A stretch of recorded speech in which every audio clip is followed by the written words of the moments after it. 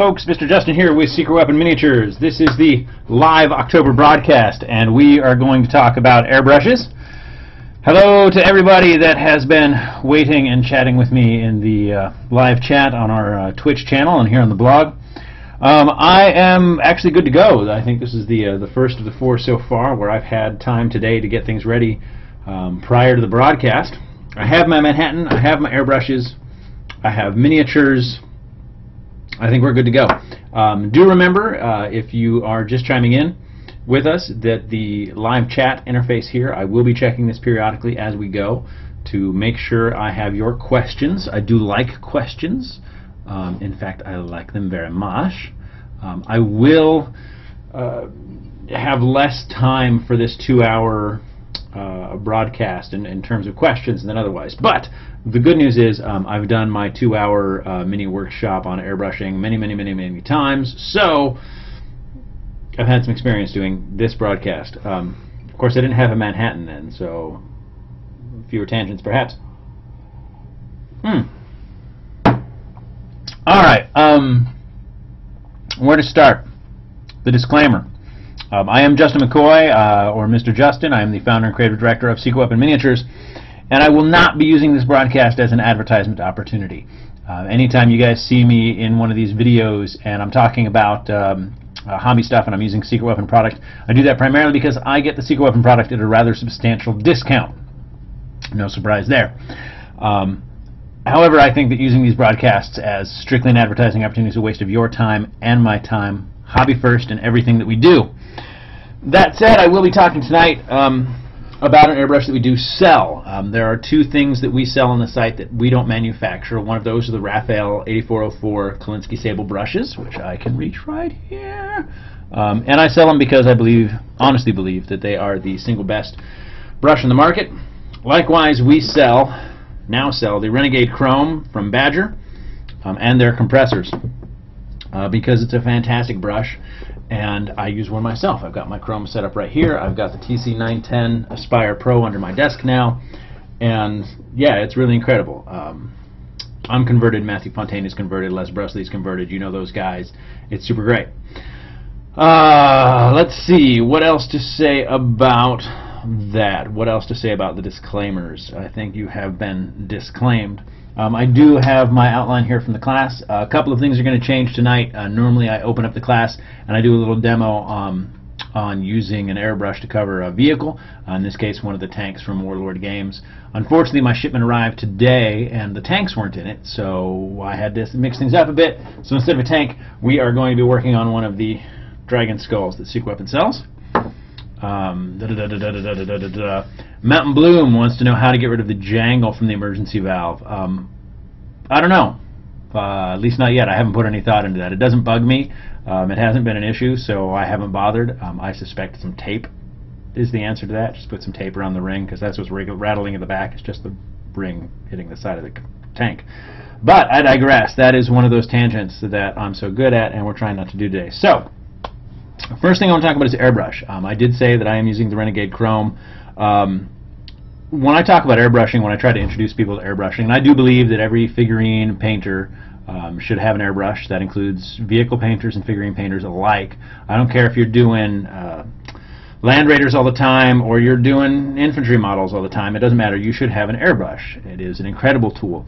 And the biggest barrier to entry I've run into when I'm trying to get people to start airbrushing is cost. Airbrushing can be very expensive. For instance, this is the airbrush, was the airbrush of choice for me until very recently. This is my Steenbeck Infinity, 2-in-1 Infinity. It is a great airbrush. It is still absolutely one of my favorites. It is certainly the easiest airbrush to clean I've ever used in my entire life. And I think I paid $360 for this airbrush on sale. It ain't cheap. And that's one of the reasons that I'm a convert to the Renegade Chrome, is that the Chrome has $189 MSRP. It is as good or better. There are some ways in which it is better. Every other way it is as good. And I'm opening my box to show you the airbrush we're getting, that of course it doesn't live in the box. Dumbass. It lives right here. The Chrome is in every way as good or better than my Infinity. It has a $189 MSRP, and we have permission to sell it to you for $129, which again we don't make much in the way of profit on that. I'm doing it mostly because I want everybody to have one of these.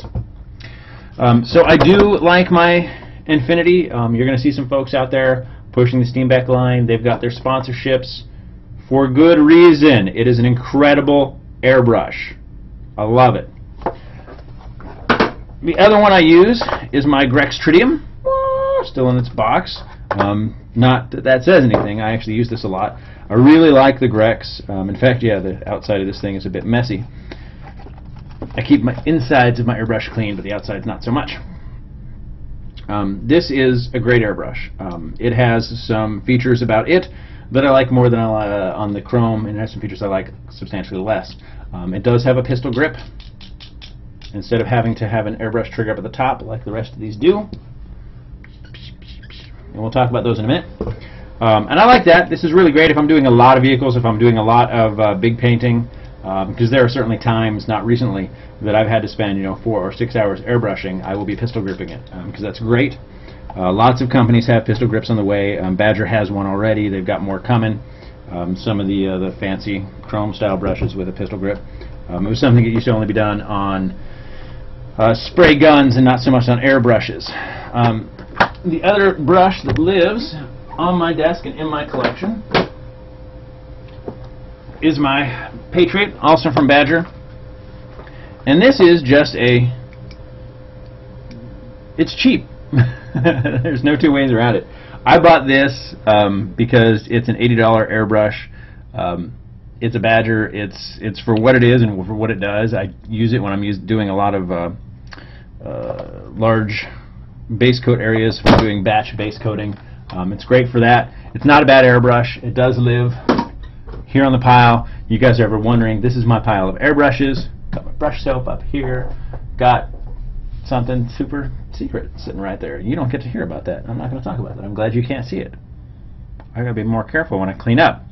Alright, I see some folks, somebody on here, Scott, has said that he has pre-ordered one of the Chrome kits. We are selling a kit for the Renegade Chrome, and we're going to talk about compressors here in just a second. Yeah, starting at $300 for domestic shipping. It's sweet. I love it. And the nice thing about that is I used to recommend a $100 kit from Harbor Freight. And when we talk about compressors, I'm actually going to pull up my Harbor Freight compressor. And I still use this when I travel. It's small. I used to recommend the $100 kit from Harbor Freight, but it's a piece of crap. I mean, there's no two ways around it. It was a pretty crappy little double action airbrush, but it was double action. And it came with this compressor. There's no tank on this compressor, obviously. It does not store air. We'll talk about that in a minute. And I did that because I'd run in again to that barrier to entry, cost being a barrier to entry. And I tell people, it's like, yeah, you can go spend $100 right now, and you'll get your first airbrush, and you'll learn how to use it. And then 3-6 months from now, you're going to want to go and spend $500, $600, $1,000 on an airbrush, and that's what you need to do. And that's the nice thing about the Chrome and the Chrome kits is that for $300 or $350, again, domestic, if you're outside of the U.S., there's shipping charges. It's a one-time shop. You can totally do this, and I'm geeking out about it because it's new to the site. I only launched them this weekend, and because I honestly never thought I'd see a deal like that. It's an incredible airbrush. It's an incredible deal. That's why we're offering it. But that's enough of that, because if I keep talking about how awesome that is, you're not going to believe me when I say this isn't about an advertisement. So let's talk about compressors. It's on the list. Compressors. Two basic things to know about compressors. A compressor, what it does is it compresses air, right? That's what the motor does, exactly like that, right? Compressing. That is the thing you're using to get air through your brush. You will find brushes out there that use canned air, little spray cans, much like your cans of dust off, right? For getting all the little bits of model out of your keyboard. Canned air sucks. There's just no two ways around it. Canned air is awful. Canned air is stupid. If you have ever spent time spraying one of these cans at your keyboard, you know that after a couple of seconds, the pressure falters a bit, and you've got to shake it up or do something to get the pressure back. And when you're airbrushing, that's fatal. It's just fatal. You need consistent, constant, smooth pressure through your airbrush at all times.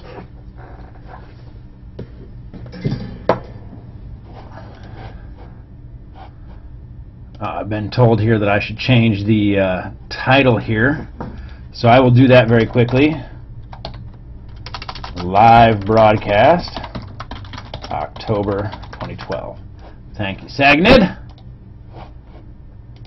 All right, there we go. So that's updated. Coming back to compressors, you want smooth, even flow through your airbrush the entire time. Now, a tankless compressor is better than canned air because it is not going to effectively completely stop. Like with canned air, you'll get periods where there's nothing. It's just useless. It's worthless. It's awful. Canned air also gives you a lot more moisture. It builds up moisture inside as it gets cold, condenses the moisture around it. A tankless compressor will give you reasonably smooth air. It's going to have puffs, but it's constant. So it's constantly going. Usually it's such a high rate that you don't have to worry about sputtering in the way that you would with canned air. Ideally, what you want is a compressor with a tank.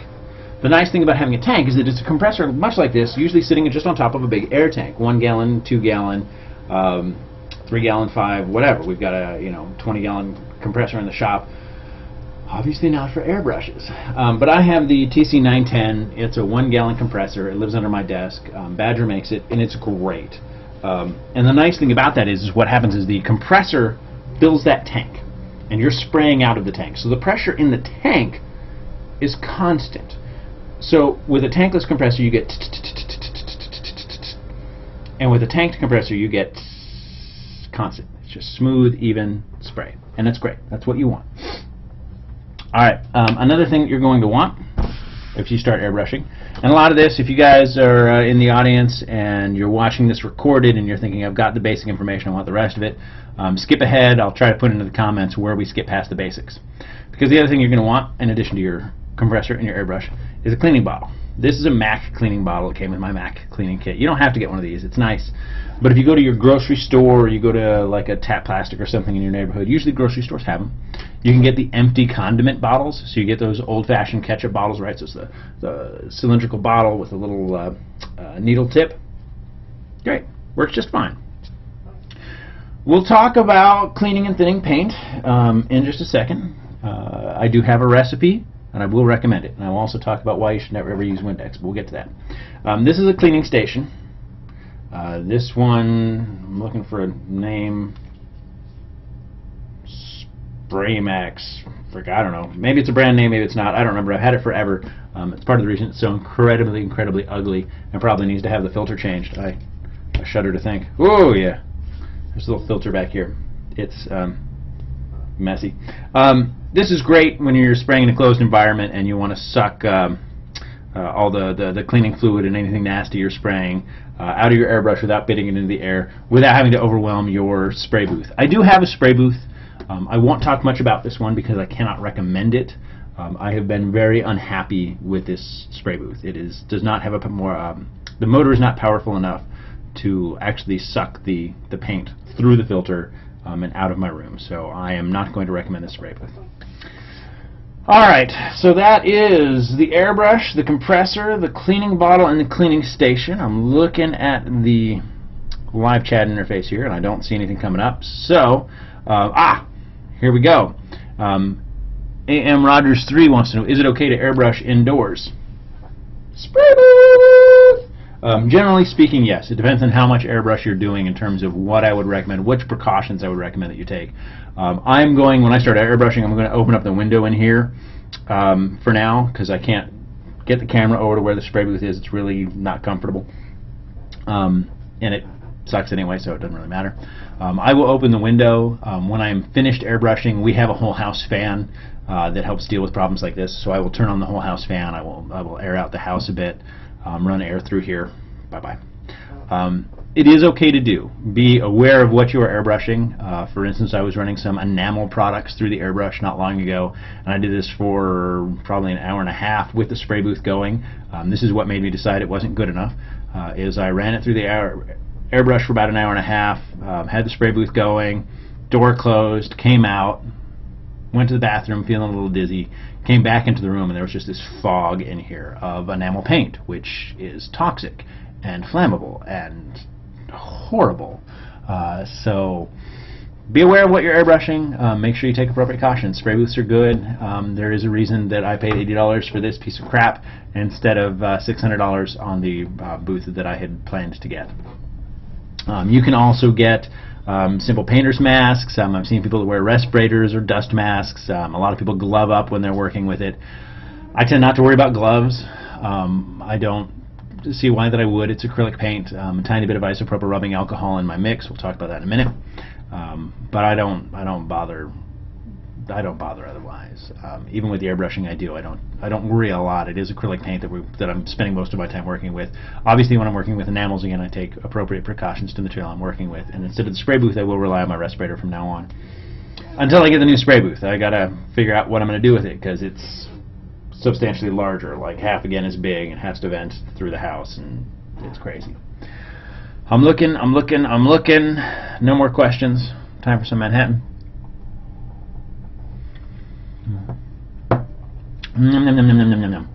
Alright. Thinning paint and cleaning paint.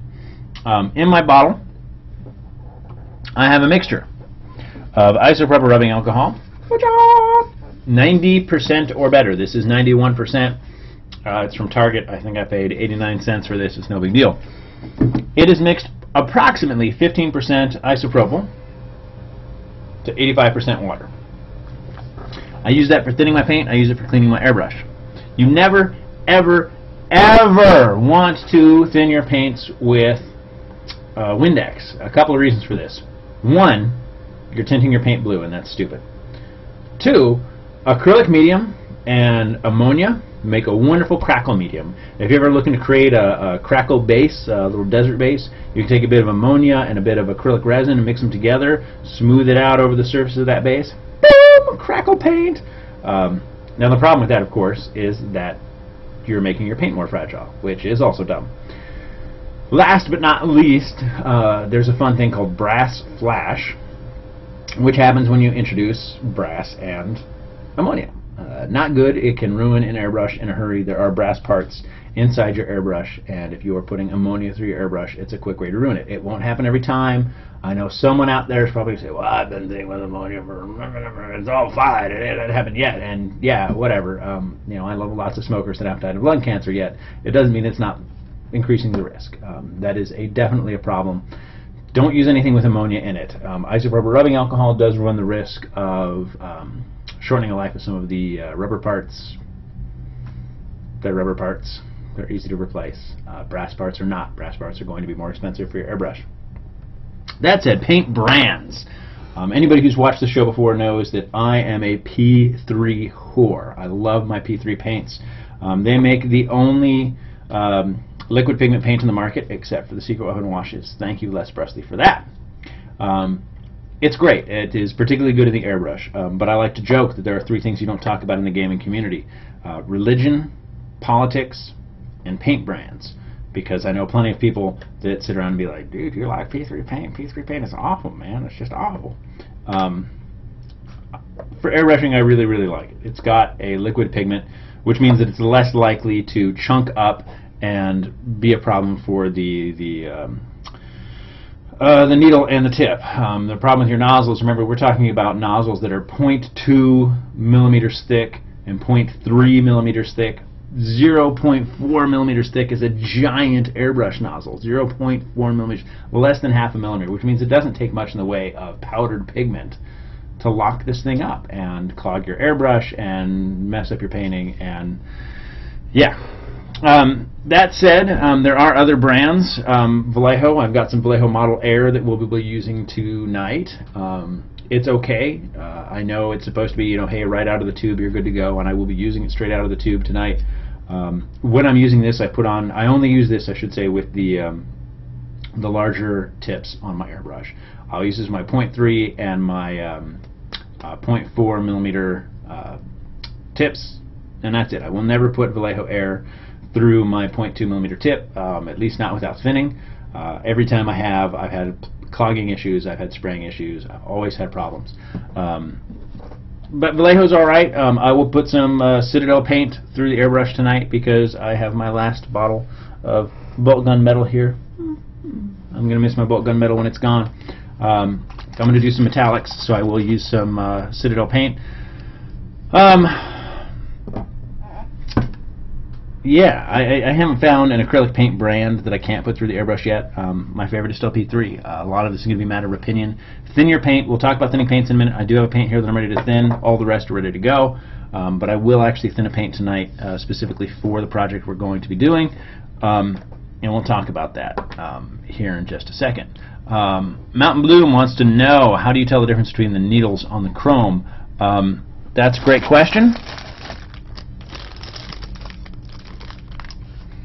Read the label on your packaging. If you have taken it off, I don't know what to tell you. When I am working with my chrome, there's only 2 needles in here at any time. I've got a 0.2 and a 0.3 in here. Right now I have the 0.3 on my airbrush, which means the 0.2 is in my kit. It's really that simple. When I am carrying my spares, because I always carry one of each spare, so now one of the great things about the chrome, this is a 1350 replacement part, I think. On my Infinity it's $50, and on my Grex it's $35. I keep a fine and an ultra fine. It's the 0.2 and 0.3 needles in my kit. I have a little pencil case that I carry for my airbrush when I travel. I keep these in their packaging, so that when I throw away my 0.3 needle, I know which one is now gone because I have my packaging. That's how you tell them apart, really. Dahlberg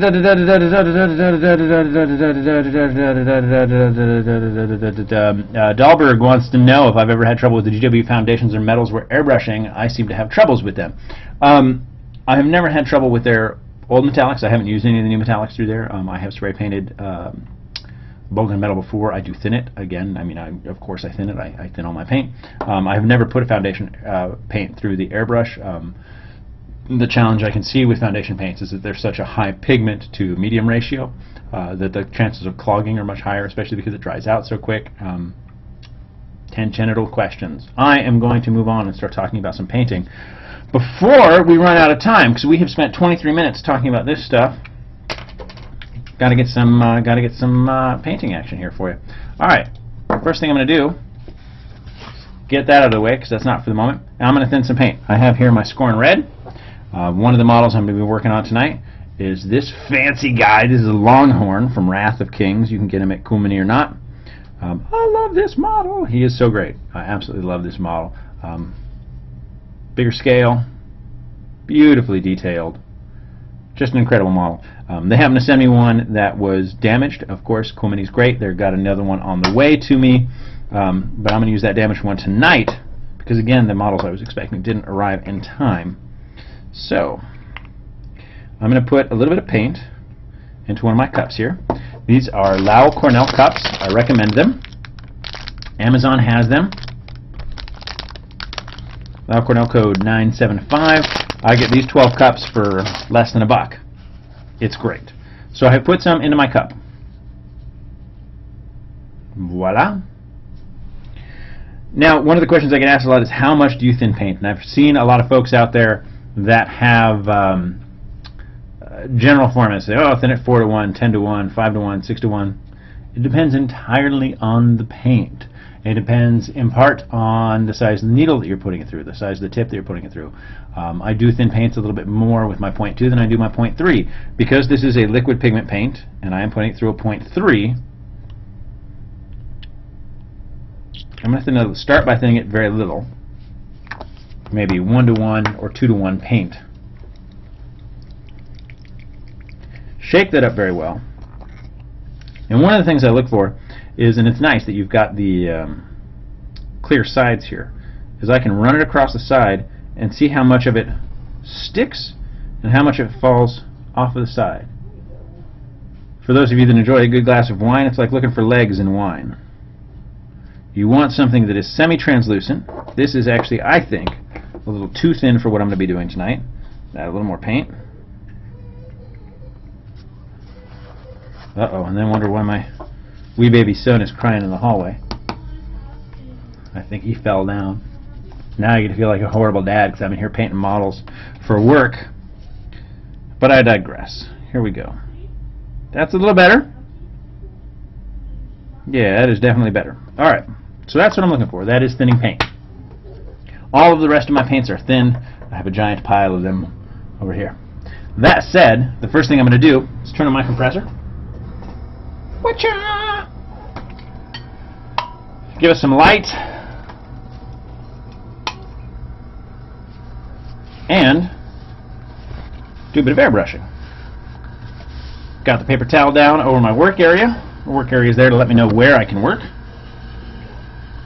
so that you guys should be able to see. And I am going to start by painting the skull. I'm just going to do some very quick work here on the skull, so you guys can see. Again, I would normally do this with a vehicle, but the one vehicle I have from Warlord right now is painted. At least the parts that I would show you. As you got last month's broadcast, our Stug is coming along. Haven't had time to work on it, obviously.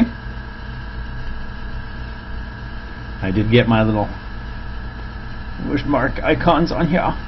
It's very nice. Waiting for the compressor. Shaking my Vallejo Air paints. I will put these into the 0.3mm brush unthinned. If that becomes a problem, I'll clean them out a bit.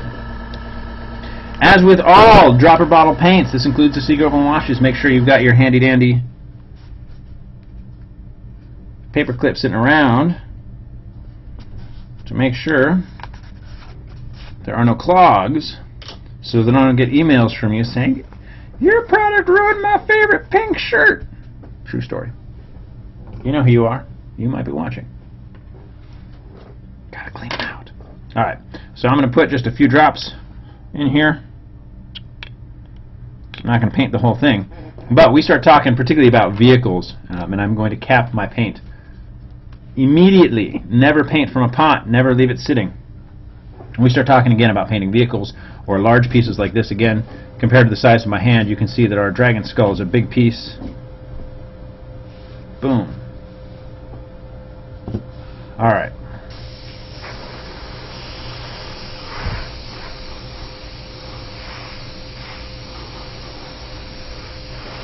Doing an overall base coat.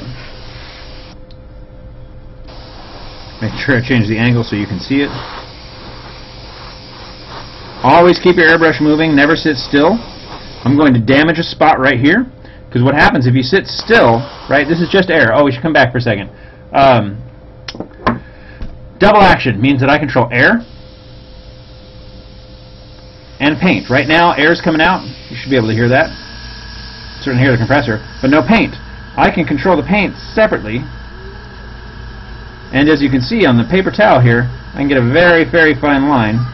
And I control a little bit of paint or a lot of paint. And that's why we're looking for a double action airbrush. You need to be able to control air and paint separately. Single action airbrushes, you have little or no control over paint. You need to be able to control that. And the problem with keeping your airbrush still, right, is if I keep my airbrush still, it explodes. Too much paint. Dab some of that off. So always keep your airbrush moving. You're looking for smooth, thin, translucent layers.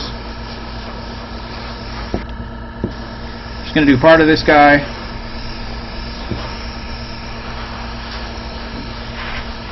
If you're doing large projects and you're worried about time, you can also get your blow dryer out. I keep the blow dryer at this desk.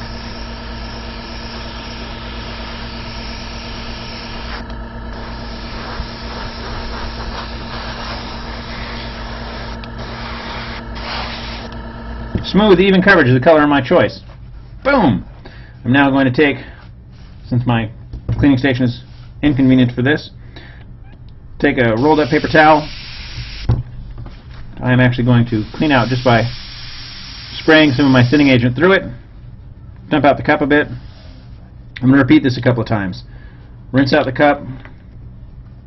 I put a big pile here so I can do this on camera without damaging the paper underneath. So I rinse out the cup and spray. Just till it runs clear. I'll do this just between colors.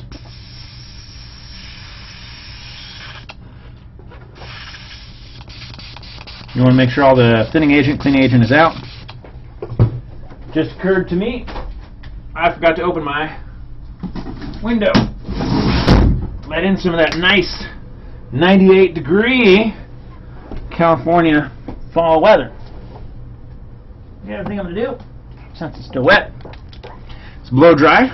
Forgive the noise. I will walk the model away from the camera here.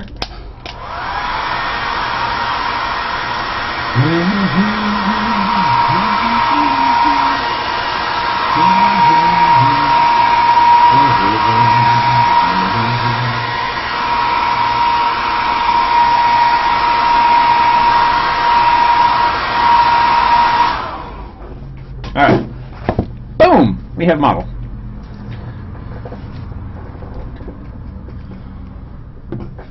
Messed up the blinds. Now I've got that light right across the front of me. That's awesome. Only not. It's the evil anti-opposite of awesome.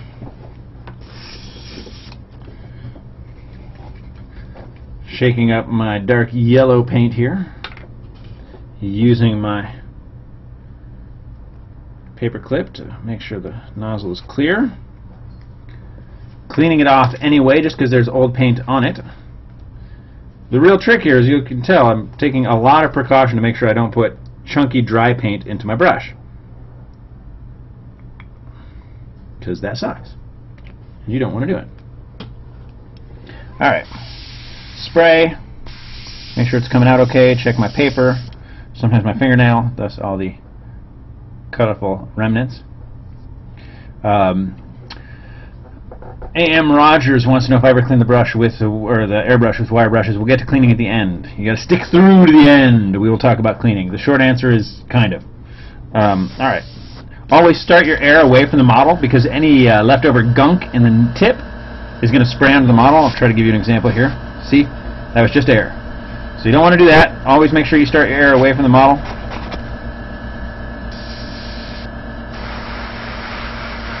So one of the nice things about this is I can get, by building up layers, you can see this first little bit, I can make it just a hint, just a glaze of color. Build it up, and because I can get lines, I mean so incredibly fine out of this thing, I don't have to worry about filling in all of the cracks and crevasses. I can really take my time, highlight the areas I want highlighted.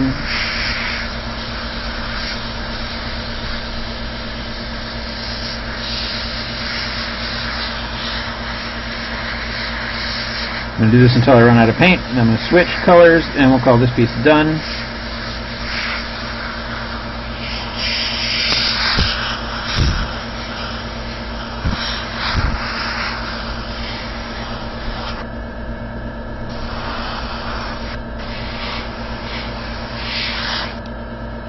Almost there.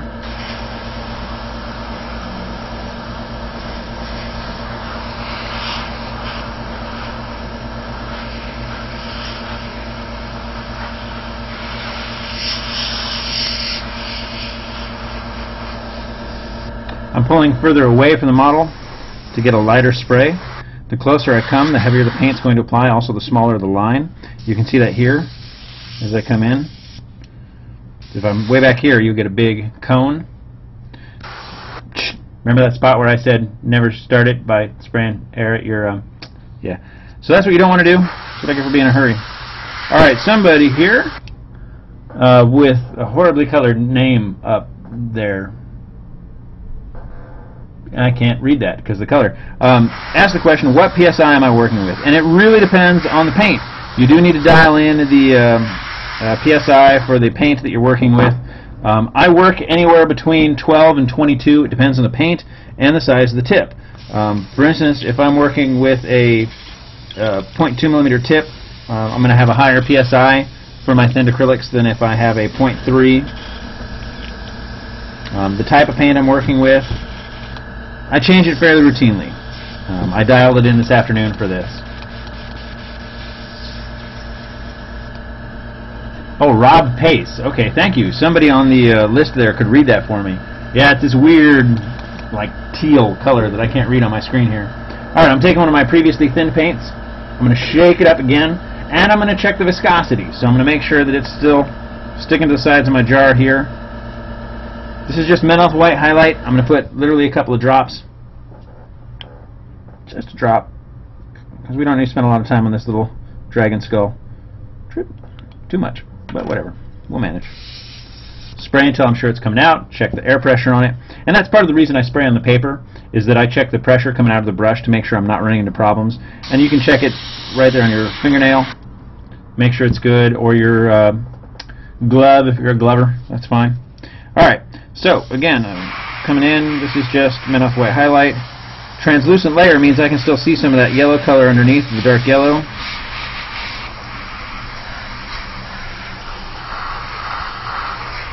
One of the great things about this is because it's coming out translucent is I can get incredible blending and incredible fades between colors here.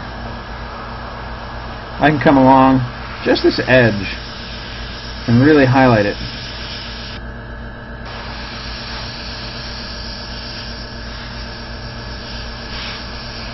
Blend that out a bit.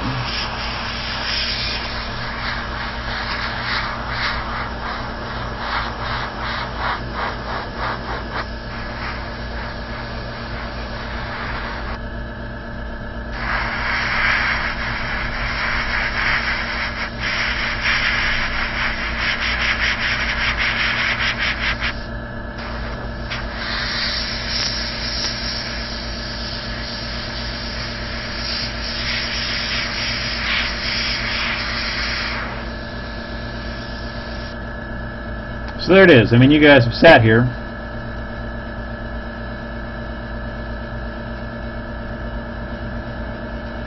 and watched as I did this. Super quick, super easy, smooth blending.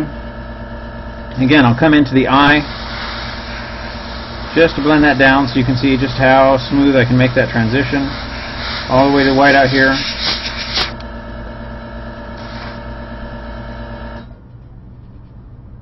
Alright. Let's see.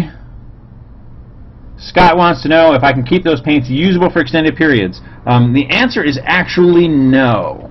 Ichiban here says yes, but he's wrong. And the reason for that is that I have alcohol, isopropyl rubbing alcohol, in my solution. Now, isopropyl is an incredible way to thin the, or to reduce the surface tension on acrylic. And the reason it does that is because isopropyl is really good. I'm going to change out my cleaning towels here. Really good at eating acrylic paint. It will actually break down the acrylic structure. So I will remove acrylic structure. I will destroy my acrylic paint. And because I am literally destroying my acrylic paint, it means that I can really only keep these paints for a few hours at a time. I will have a hard time coming back tomorrow and reusing this paint. The acrylic medium in it is just broken down so much, it's pretty rubbish at that point.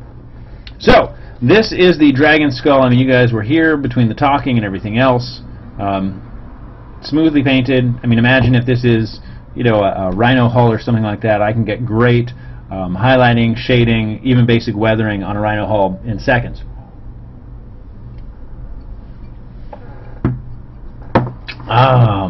Okay, minutes. And I mentioned weathering, and I nearly forgot. I'm going to shake up my Thornwood green here. Almost forgot. Shook out my Thornwood green. I have here a stiff brush. I've got to open up my cleaning pot. I'm going to take my... I did say on the syllabus that I would cover basic weathering, and one of the things we can do is take our paint, take just air through the brush,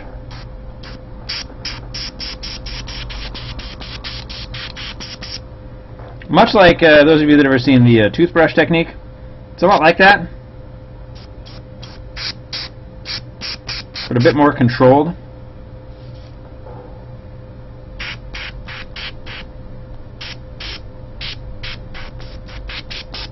Because you can decide how much air pressure comes through there.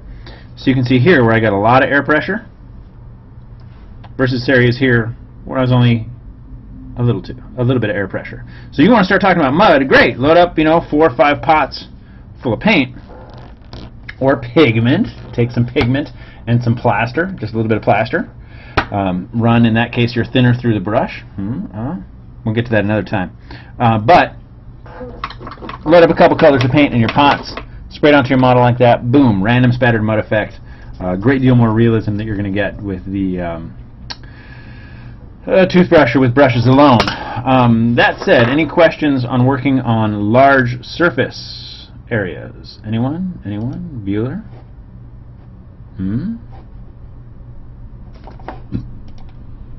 Alright, we're going to move on.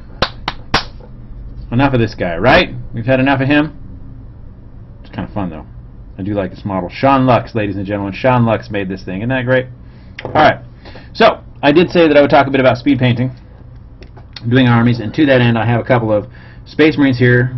These are two of my test models. They're seriously over-primed. Those of you that know my work know that you don't prime this much. Yeah, Scott, in terms of the cracks in the skull there, this is all that base color showing through. I simply didn't paint over them. I painted the whole model that dark brown, and as I got close to those cracks, I simply didn't paint them. Paul Tucker says I didn't mention putting secret weapon washes through an airbrush. Yeah, I didn't mention those. Yeah, certainly putting the secret weapon washes through. They have a similar consistency to the Vallejo Air paints. They have the benefit of having a liquid pigment instead of a powdered pigment, which means they're less likely to clog your airbrush. Still make sure, like the Vallejo pots, that you're cleaning out the tip. But they are properly a glaze, an acrylic glaze with a liquid pigment. So you are good to go. Put those through your brush. A.M. Rogers wants to know what the best way is to prime. Email me that question and we will talk about priming in another episode. I'll be happy to talk about priming. Chances are good you're doing it wrong. Most people do seriously overprime their models. In brief, you want a model that's not shiny. Here's our demon guy. He's actually a little bit overprimed. You should be able to see the gray, a little bit more gray through there than otherwise. Yeah, I did hit on it in September. I do also have a video up on YouTube. The entire point of a primer is to add teeth to the model, give something for the paint to stick to, and make it so that it's not shiny. Alright, so I'm taking more Vallejo Air. I have three colors here. I have my base color, French blue, my shade color, insignia blue, and my highlight, light blue. Chosen to highlight largely because it's the only light blue I have in Vallejo Air, and I didn't feel like mixing up more paints. So, I've got my brush back. I'm going to run a little bit more cleaning agent through it just to make sure we're ready to go. I'll visually inspect the needle, make sure I don't see any dried paint, and I do. I'm very carefully trying to clean off that paint. If that doesn't work, I'm going to do a quick between color cleanup here. Just remove the needle. And you can see right there, see that little tiny bit of white? That is enough to clog my airbrush. So I do a visual inspection between colors. Something like that, it's easy enough. I've got my paper towel wet with cleaning agent here. Very carefully slide it through, make sure it comes off. I'll do that, put it back in the airbrush, and we're good to go. Very carefully back through the airbrush. Listen to an exciting truck outside as it loses a tire. I don't know if you guys could hear that explosion, but that was pretty exciting. A.M. Rogers again asking, does putting washes through the airbrush work? The secret weapon washes, yes, because they're glaze. It is a thicker acrylic glaze. Alright. We're actually going to rebrand them in 2013 and start properly calling them glazes, because they are. Alright, so I'm putting some of my French blue in here. Checking the brush, make sure it's working. Again, I can get a nice tight line out of this. Test the airbrush, make sure it's working. It's clearly working. I'm going to take my model and I'm going to give him an even base coat. I'm a little bit ways back here, probably 10-12 inches. Start out nice and light. Keep the airbrush moving, always moving, never stop. If I stop, paint will pool, we'll get little spider legs, everything will look awful, baby Jesus will cry.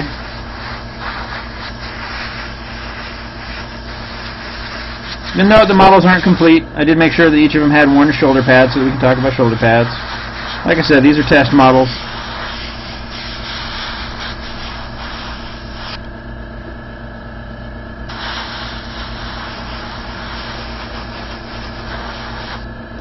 Set him aside for a second, start on the other guy.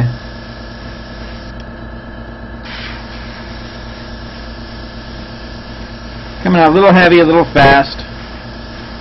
It's my bad, trying to hurry because we have an hour and 15 minutes and I've got a lot I want to get through with you guys, so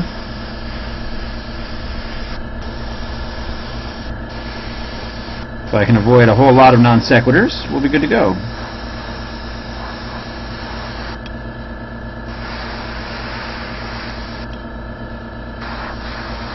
But I mean, you can already see, for those of you that do speed painting in armies, right? If I was going to do an army like this, and I'm going to talk about the zenithal highlighting method tonight, for those that hadn't already guessed. Getting the top of his helmet here. Obviously, if I want to do the helmet in a different color, or if I want to do like a sergeant stripe or something, paint the helmet separately. Put it on its own. Like I tend to be one of the pin vise guys. I've got a bunch of the pin vices, and I'll pin them in the foot since I'm going to pin them to a resin base anyway. Yeah, do the same thing with a head. So if you're going to do some sergeant heads or something, great. Pin them, do their own little pin. That way you can do the stripe and whatnot with some tape, right? So put some masking tape. We'll talk about masking later. Put some masking tape on this side, that side, across the front. Boom, hit that stripe, make it white, yellow, blue, red, whatever it needs to do.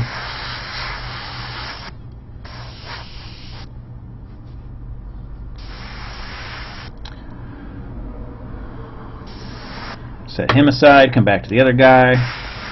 You can definitely tell that this guy I've been a lot more polite on my application. This is a lot lighter. Still got paint.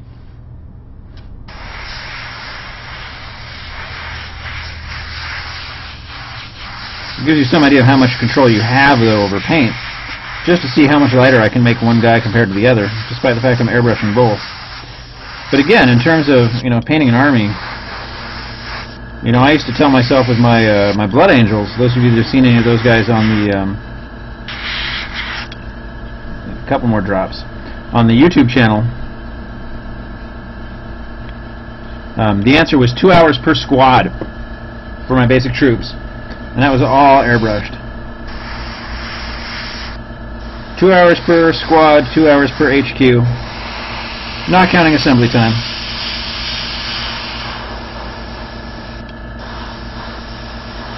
Now granted, I don't expect them to win, Best Painted Army anytime, but it's not why I did them. Alright, so there's my dark blue. That is my base coat. 2 models. Hopefully somebody else was paying attention to the time that took. Can't be long though. I'm going to clean out that color real quick.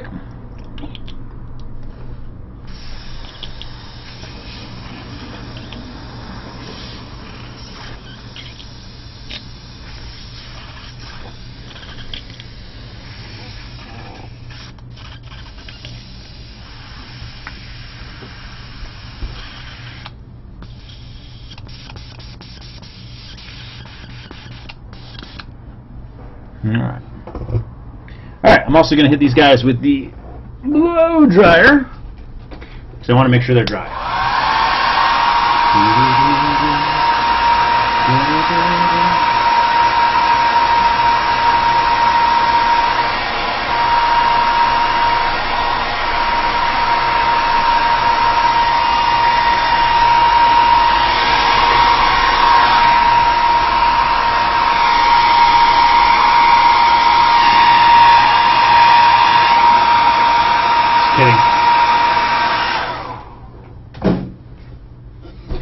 Alright. Whoa. Easy. Alright, so here we are, right? Nice base coat. Delicious glass of water.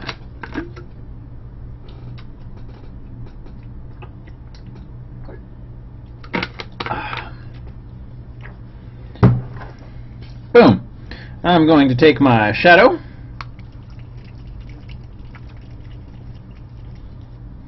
Insignia Blue, clean off the tip, find my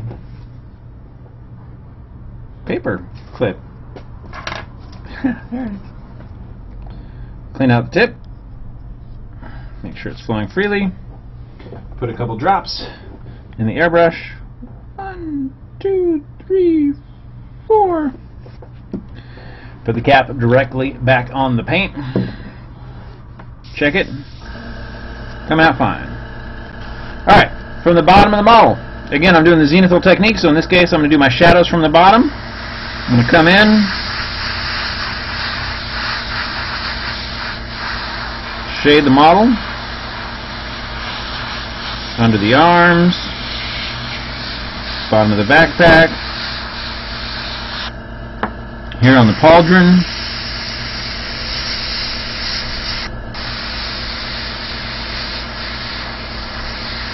I'm going to blend this from a little further back onto the backpack. If you can't see a lot right now, don't sweat it, we'll get to you. I'm going to come up under his knee, inside the leg,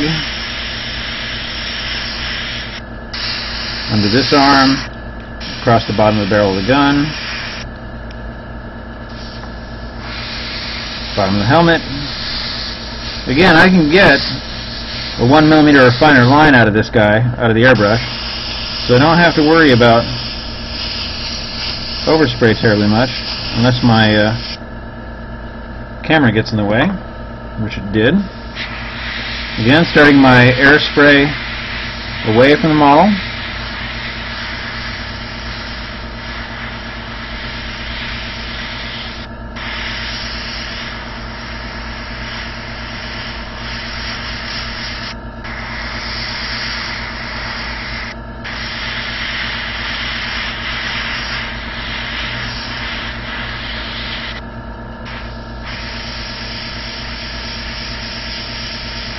A little bit of paint under the insignia. Now I still have to come through and do some detailing, obviously with a traditional brush.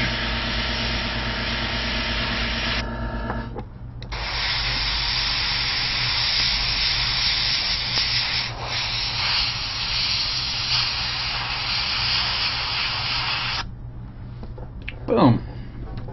Clean out my brush. Can you zoom in the overhead camera? Yes, I can and I will. I'll also bring the models up. I want to make sure that you can see everything, because one of the challenges we get into the highlight is that I will be standing the models like this, so that's actually where I configured the cameras tonight. There was some forethought, almost like I've learned from my mistakes in past episodes.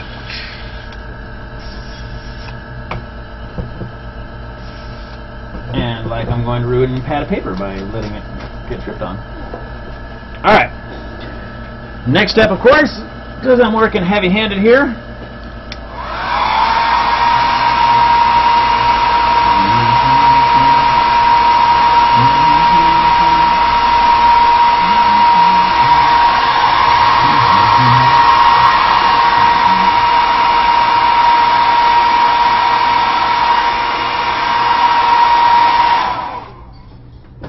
alright, so on the models, let's get a fresh piece of white paper under here so you can see a little better.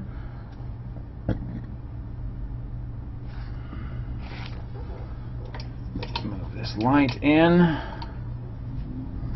Get rid of this cleaning towel, it is too wet.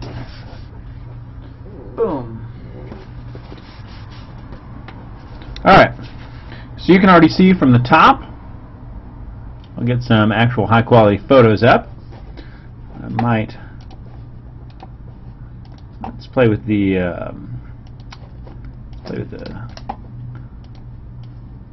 zoom and focus a bit.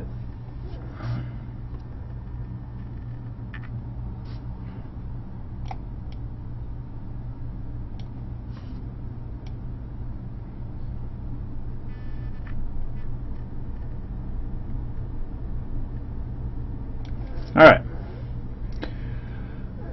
So here, yeah, it's really not liking this. afraid we might have to wait for the photographs at the end. I will make sure they get linked to the blog. I'll go a little heavy-handed on the highlight too, so you can see it. You can see some of the highlight, particularly here on the foot. See some of the shadow up to the highlight here on the shoulder. All very quick, all very heavy-handed. This guy a little better. You've got a nice highlight down the arm, the top of the gun, and of course as I start to zoom over, you've got the foot, which I totally missed, which is mostly white, but whatever. Down to the pauldron here, again almost black there, blue here, light blue at the top of the backpack. Cancel that, get me back to where I was. Alright, let's talk about the highlight real quick. Got my brush. Run a little bit of cleaner through it. Always, even just between colors after I clean it out, I'll run a little bit of cleaner through it again because it's spotty. A little bit of that blue in there. Let's bring me back on the scene. Alright. Tip on this one looks good. Paint's flowing freely.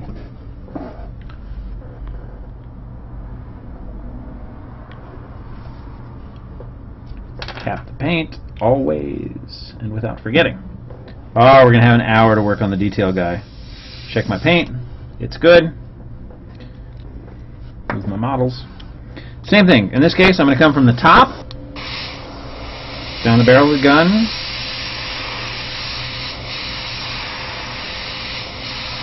Nice thin layers on his helmet,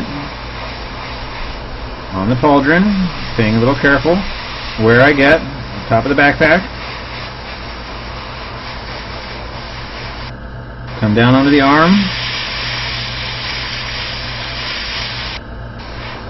I'm going to get the top of his knees. A little much moisture buildup in the brush now. Clean out my brush. Oops. But no time to clean out the brush with you guys watching. So let's get the top of this knee.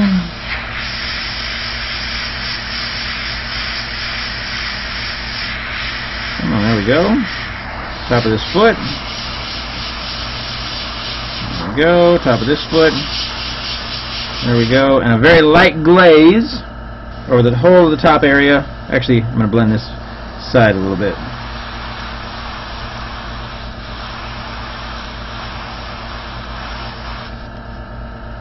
Very light glaze for the top. Boom. Highlight. Again, I've gone a little more extreme here so you can see it. Highlight, shadow. Detail colors to pick out, but he's almost black from the bottom. Super light blue from the top.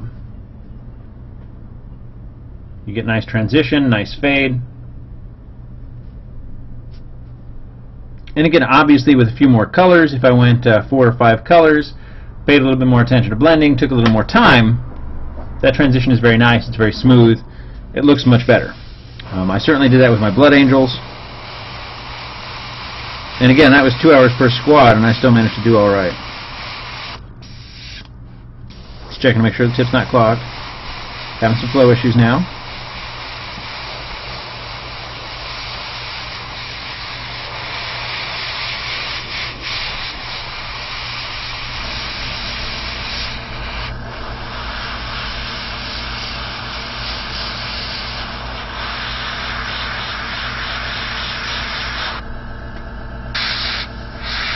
Trouble getting around the camera.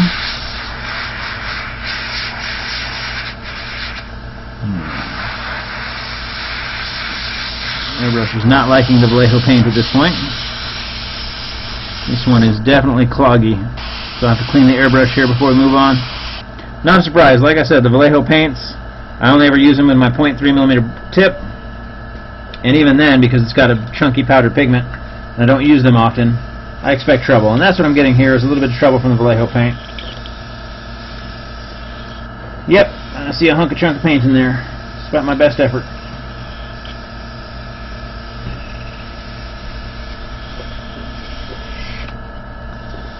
Clean the airbrush before we move on, but let's get configure video input, camera control. Smells like isopropyl. So here's my two guys. Again, from the front. Let's do one. From the front.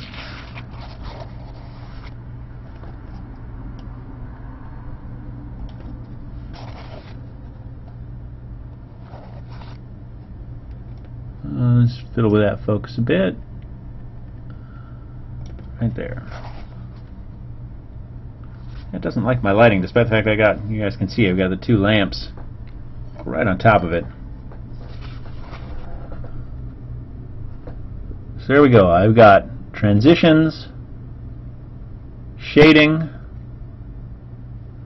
highlighting, gradation on the shoulder pad. That's one. Here's the other. Again, I went a little more extreme on him, so that the top is very, very light and the bottom is very, very dark.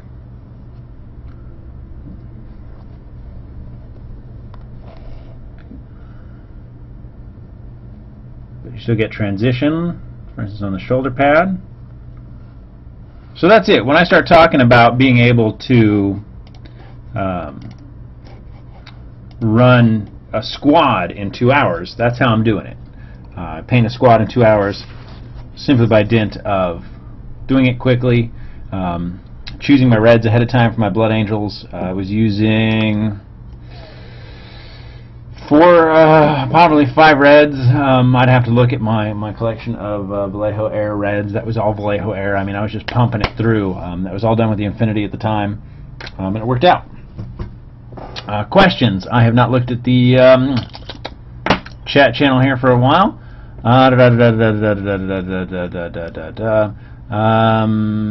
Wow. Sorry, folks, I did miss some things here, so let me zoom through here and see what I got. Ichiban Painting Studio adds that adding Vallejo glaze medium will help reduce clogging. Yes and no. Adding any of the glaze mediums, adding any glaze medium or even any acrylic medium of any sort, whether it's gloss medium, matte medium, or satin medium, it does thin the paint, but not as effectively as water. Acrylic paint is made up of 3 things: water, acrylic medium, and pigment. Only one of those things is thin, and the thinnest, or I should say, the thinnest of those things is water. So you want to add a bit more water. If you're worried about thinning your paint and you're having some problems with that, cleaning solution: water and a tiny, tiny bit of isopropyl rubbing alcohol. The isopropyl rubbing alcohol will help break the surface tension, and that will help get it through the airbrush without clogging. So he's not wrong, but there are better ways to do it. He does point out that it says it won't prevent clogging in the same way that, you know, isopropyl didn't prevent clogging here. I have a clogged brush thanks to the Vallejo. Rob Pace again asks, should the needle rest as far forward in the brush as possible? Yes. If the brush is back from your tip at all, then paint is leaking out and you don't want leaky paint. So depressing the trigger without pulling it should give me air, not paint. Yeah, Rob Pace, in a double action airbrush, if you push the trigger down, you get air, not paint. Let's in fact put some cleaning solution in here and you can see that. Air, paint. Air, paint. Or isopropyl rubbing alcohol vaporized for me to breathe. You know, little things. What could go wrong? Back to the questions. What do we got? Ken says he would rather go straight for some drying retarder. No! No! No! Do not put anything in your paint that is not water or acrylic medium. Again, I'm using the isopropyl to break up surface tension, but acrylic paint is made up of pigment, acrylic medium, and water. If you need to thin your paint, thin it with water. If you're putting it through an airbrush, you're only adding isopropyl to break up the surface tension. Putting anything like, particularly the drying retarders means that it's not going to dry. You want the paint to dry as soon as it hits the model. You're doing such thin translucent layers that having a dry retarder on there means that it's more likely to spider, it's more likely to spread, it's more likely to cause problems. If it hasn't done that for you, hey, great. Again, not everybody's going to die of cancer when they smoke. It's still not good for you. That said, the other problem is that most of the drying retarders out there, at least everyone I've ever seen, is a gloss medium, and you don't want to put a bunch of gloss medium in your paint. Let's see.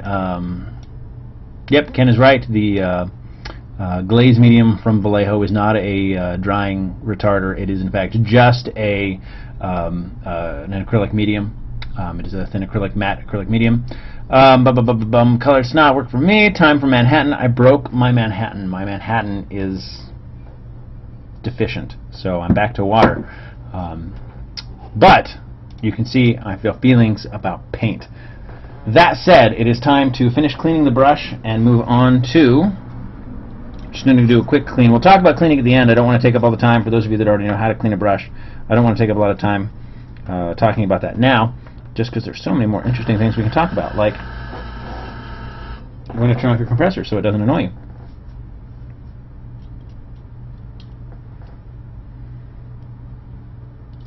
But we can talk about things like painting. I like painting.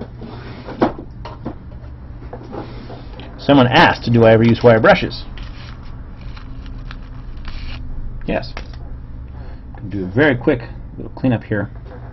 I do mean quick.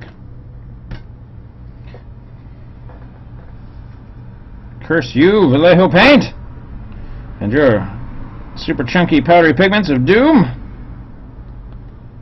That's one of the things when I ever hear anybody talking about like apple barrel paints is get a lower quality pigment. And there are colors, particularly blues and yellows, where you have to compromise a bit the quality that you would like to be able to afford the material.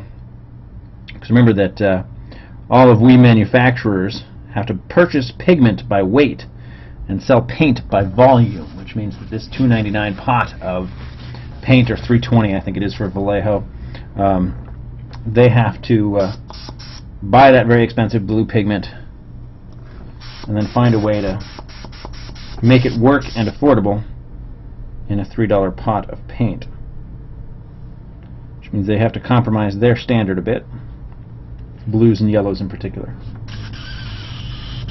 Trust me. Just checking the needle. It is good. Just the tip that was clogged.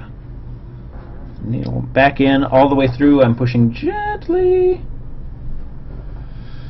Oh my goodness, so many more questions. What do we got? Vallejo Page, what are your feelings about the Vallejo airbrush thinner or acrylic brush thinners like Golden's? I've never used them, with one exception and only one exception. Tamiya paints. Tamiya paints are great for the airbrush. We didn't talk about this earlier. All of my Tamiya paints are over here. I have a substantial collection of Tamiya paints. Many. I use the Tamiya airbrush thinner. Tamiya is an acrylic paint. I don't know what they use in their acrylic, but it smells like candy and it does funky things in my airbrush. I also only ever used Tamiya. No. Tamiya does make acrylics. They have enamels, maybe. I don't know. I've never bought them. I don't actually remember them. But I use the Tamiya acrylics.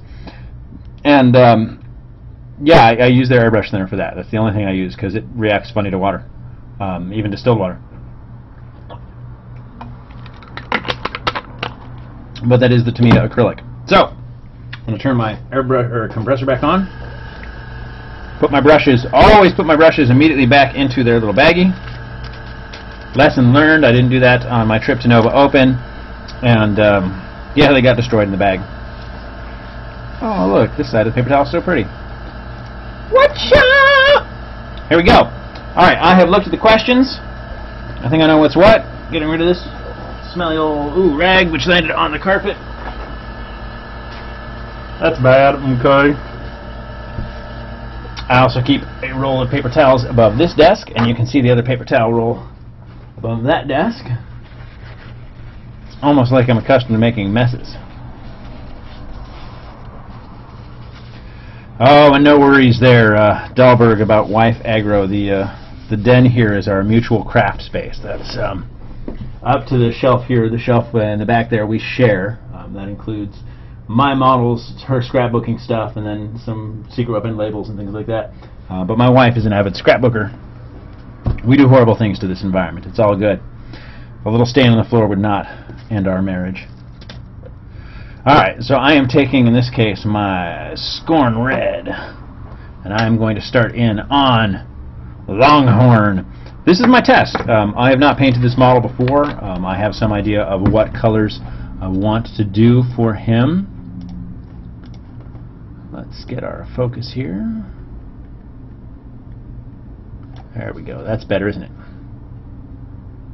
Yeah, that's better. So I have an idea of what I want to do for him, but I have not painted him yet. You guys are going to get to experiment with me as we go. I did set aside some colors, some idea of what I want to do. So Scorn Red for the base. I'm not going to break with tradition too much. I am going to make him a red demon guy. Checking the paint. Again, looking for legs. Should be good. I left some cleaner in the brush.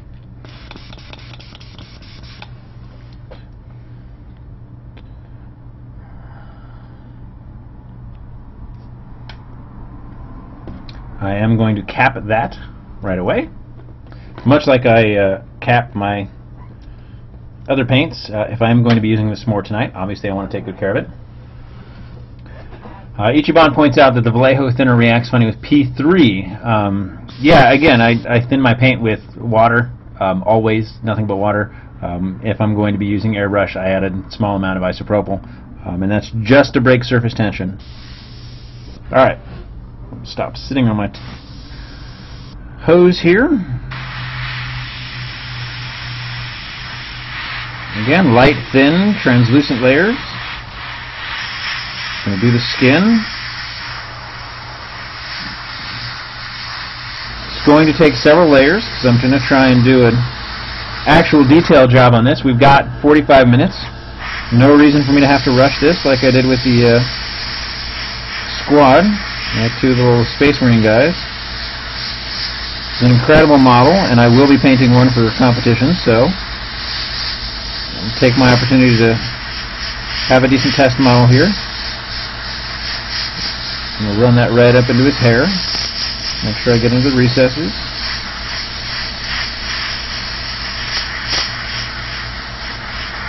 Nice muscle mass right there.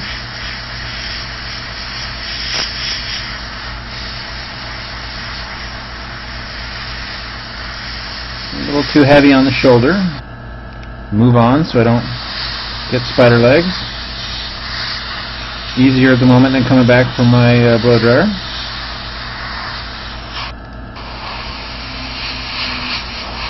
Always check your model from multiple angles. You can see that I've got some dry spots on the top of his shoulder here. Under the beard. Check him from the bottom.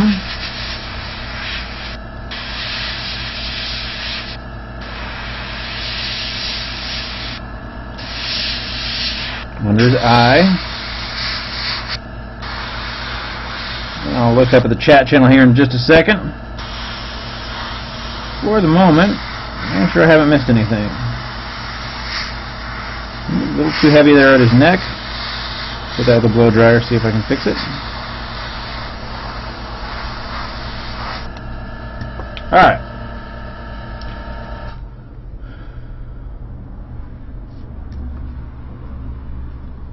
Cleaning out the brush.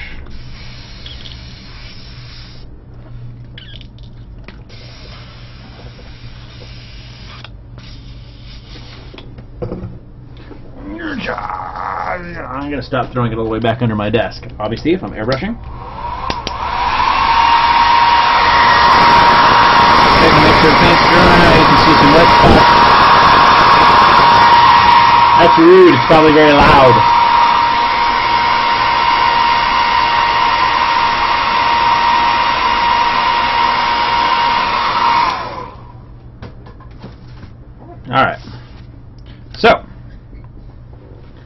I have smooth, even red skin tone. I will zoom in for you guys. I know somebody is bound to ask, so let's zoom in a bit and improve the focus. Not that much. Right about there, I think. Boom. Still no idea. I'll start looking at the brightness issues for future episodes to see if we can fix that, because, you know, of course I'm looking at the color I've got here. I'm looking at the color in the video software, and it's drastically different. So I will work on that. Another improvement to work on. So, that said, my next color is actually going to be Thornwood Green. Same thing, I've got my pot pre-mixed this time. I got all the colors ready. That'll do. Only a couple of drops.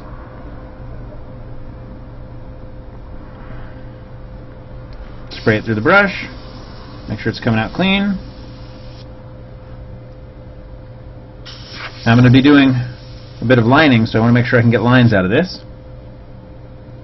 I'm going to get rid of me. You guys don't care about me at this point, so let's go all the way to the model here. Same thing, I'm coming from the bottom of muscle tone. That's fine here.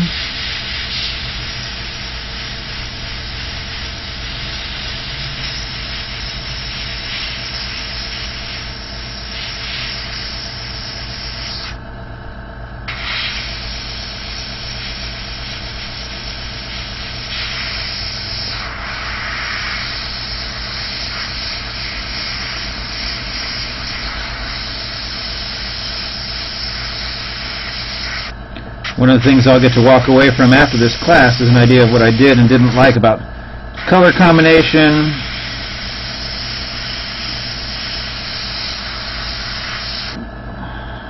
color application,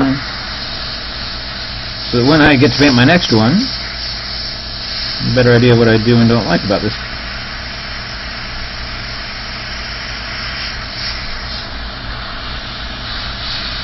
Come in on the horns.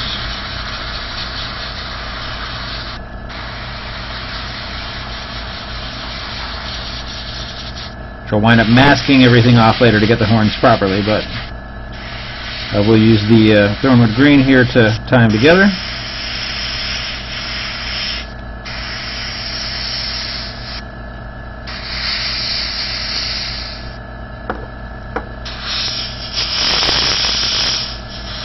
And I'm doing them in the Thornwood now so that I have my base coat for that, so that when I'm looking at contrast, I have a better idea of what I'm getting myself into. A little bit around his hairline. A little bit more around the belly. Bottom of that breast.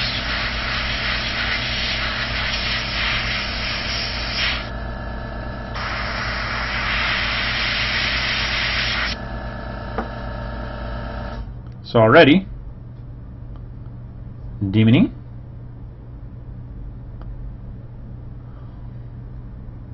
A bit more on that shoulder, I think.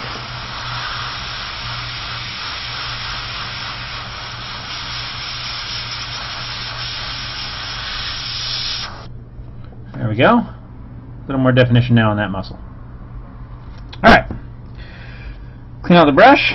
Forgot to cap that paint. Oops. Alright, set that aside.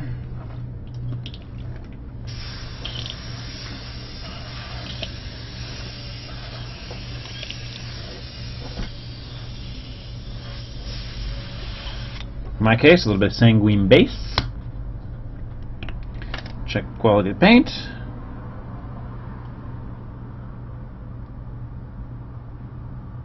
Possibly a little thick. I'm going to put a couple of drops in the airbrush and see what happens. There's still a little cleaning solution in the brush. It's always important to remember that you might have some residual. In fact, almost always. So, before you start just thinning out your paint a bit more, see how it goes through the airbrush first.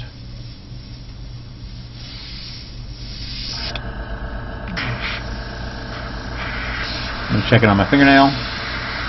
That's fine. So, sanguine base coming in over my Thornwood.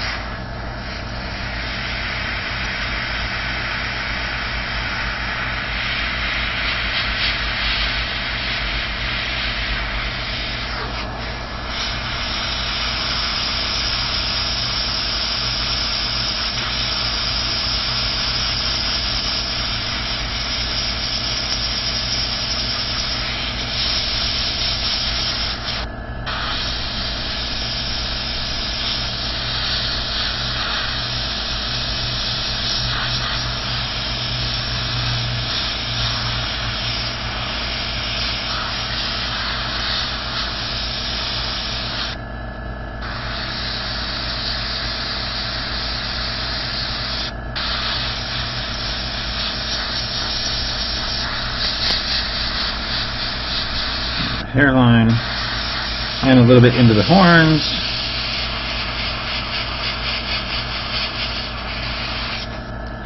Mostly from the back.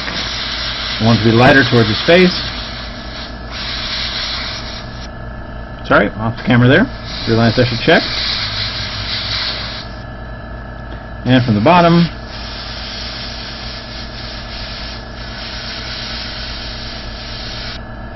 Alright. Still demony?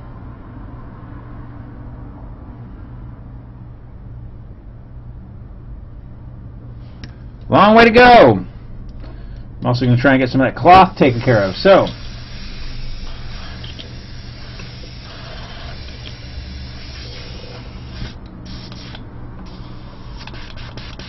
don't know why I bothered to rinse that out, because the next thing I'm going to do is take my sanguine base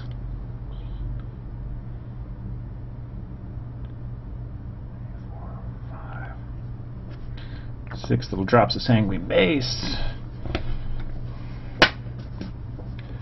Drops Exile Blue.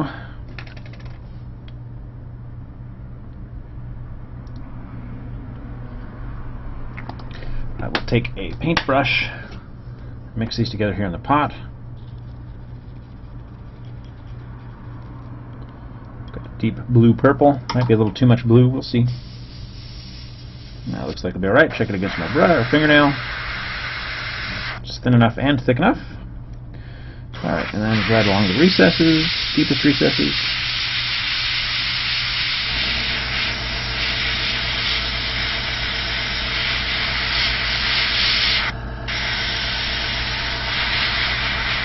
And too heavy there. Come back and clean that up if I need to.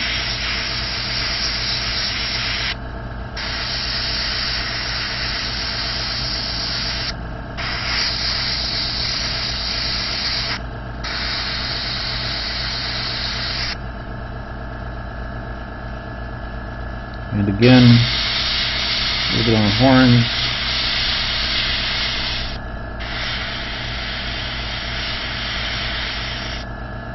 And the ends of the horns, not near his face.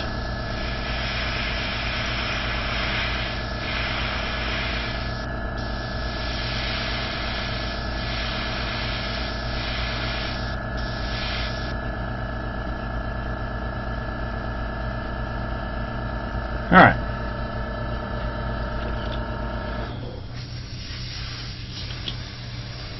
Come back with my scorn.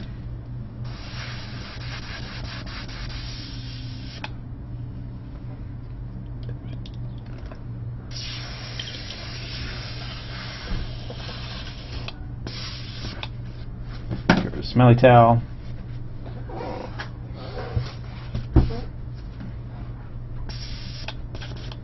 So I'm coming back with my scorn red again.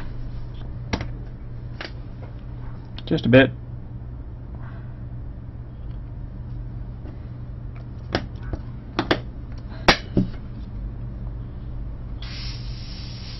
Coming out alright. Just going to touch up some spots where I got a little too heavy on my shade. Remember, keep it moving.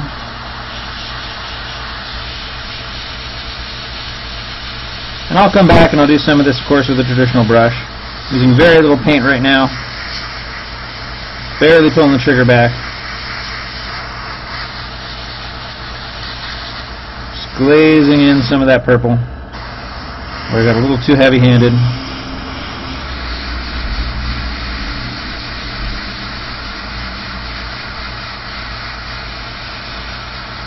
I can also just run air for a second if I worry about it cooling up on me.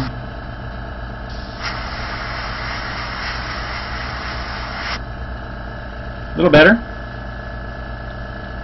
Got some of my red tone back. Again, you can start to see some transition in the horns too, nice and dark. I'll lighten those up in a bit. In fact, almost immediately, because the next thing I'm going to do is add a lighter color to highlight that skin.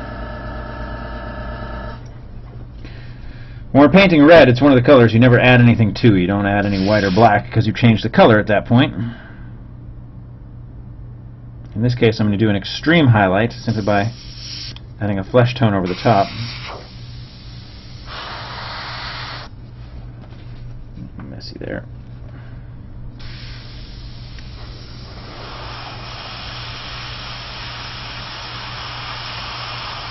And this is, again, just a soft glaze highlight.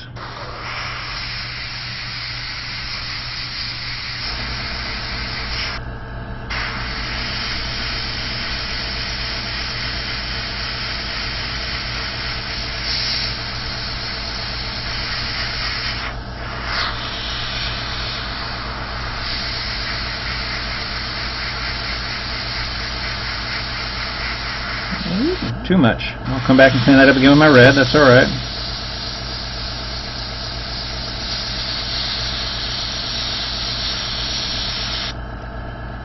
And I'm going to highlight the horns.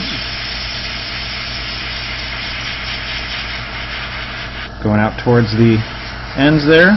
I want the ends darker. Bring the focus into the face.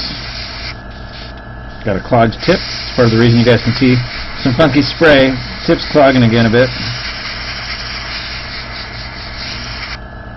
It's been running a long time.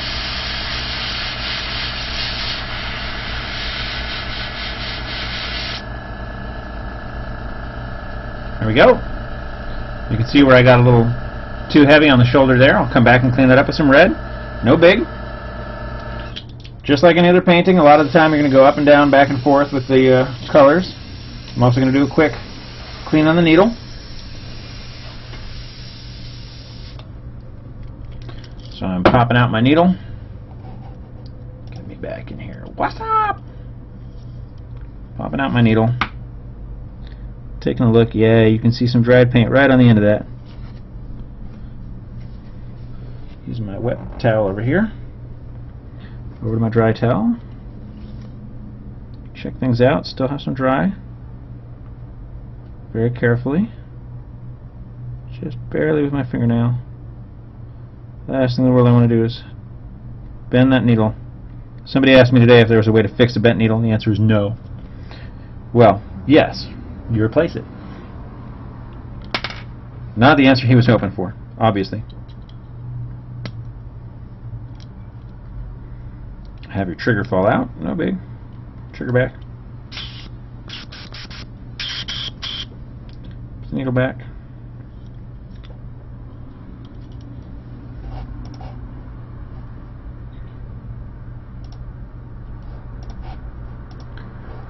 Alright. You guys are still with me? Yep. Needle's clean. Hopefully that takes care of my clogging issues, right?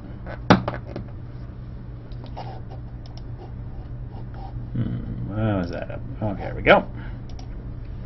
And let's put the red back in there and get rid of me.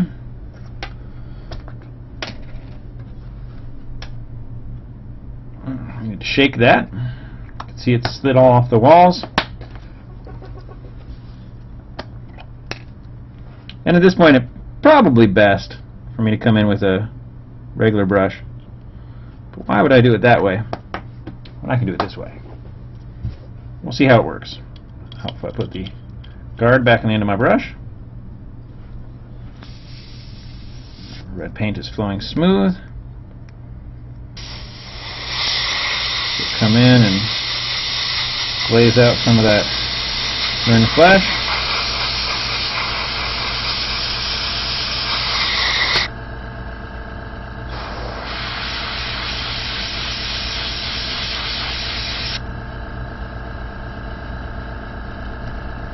There we go. For his face, I'll do that all by hand.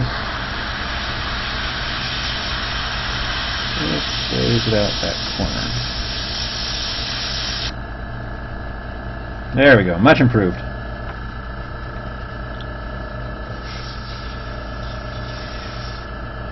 Dahlberg wants to know how often I lubricate my brush. I will talk about that at the end again, but I will mention it now. In my case, it's largely a matter of feel. I check to see how it's going. I can tell the difference between the action of my trigger I definitely notice when it's being sluggish. I do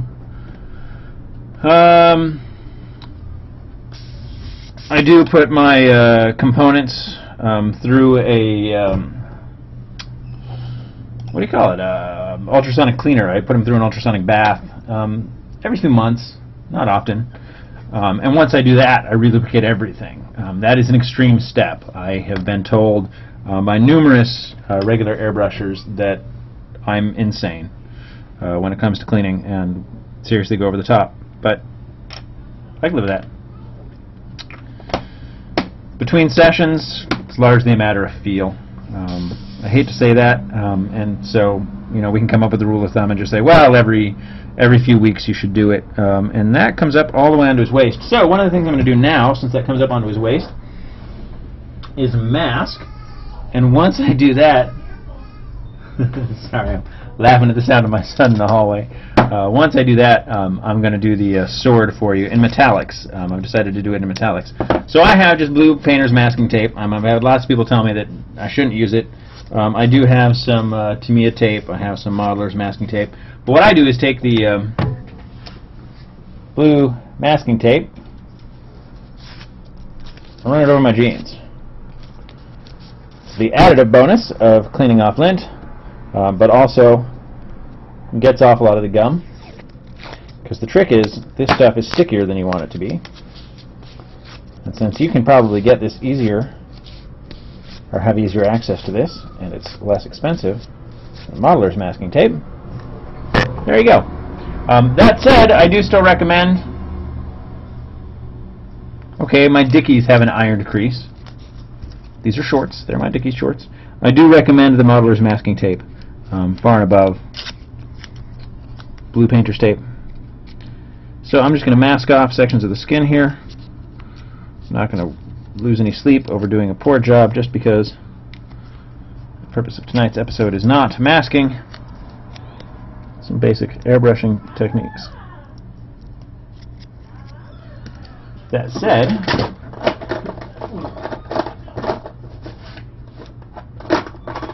I'm still going to try and find my burnishing tool. Still going to pull out my burnishing tool with its giant tip, because I'm not going to take the time to put a smaller tip on it, and do a bit of burnishing.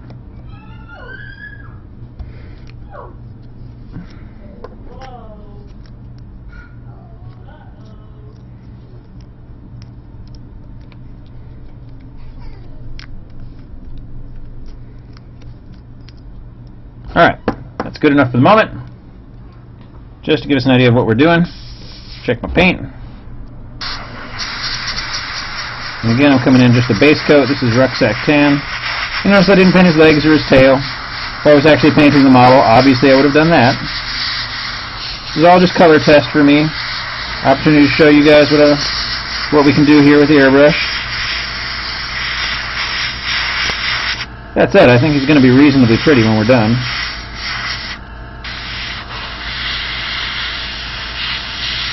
His pants, I would entirely paint by hand. So that's fine. I'm worried about this tabard looking thing that he's got here. And I decided before I started painting that I wanted that to be leather.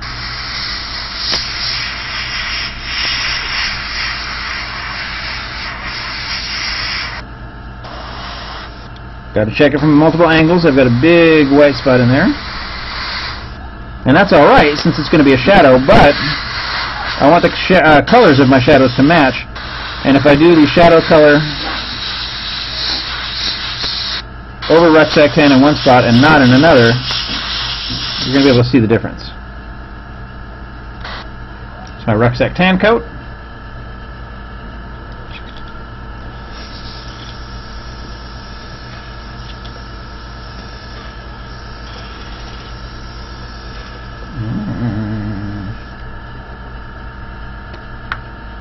Sangling base.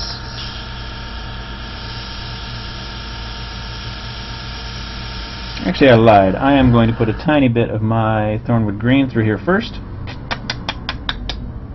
since I am doing color tests.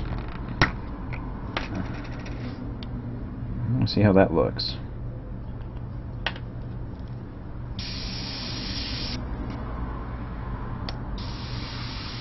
Those of you in the faraway lands tuning out at this point, thank you for coming.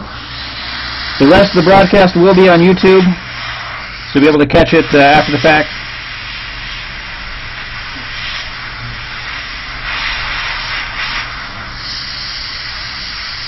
So again, I'm back to my Thornwood green.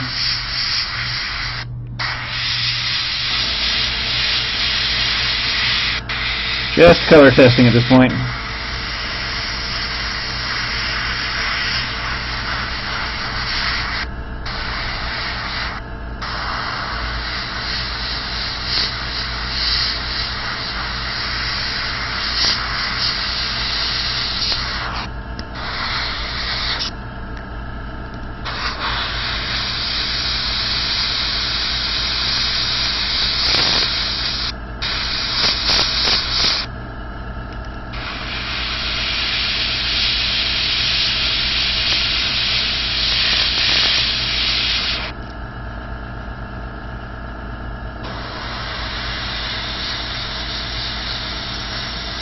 Lining.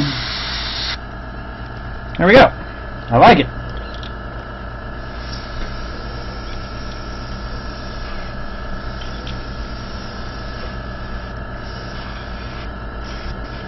Now back to my sanguine base.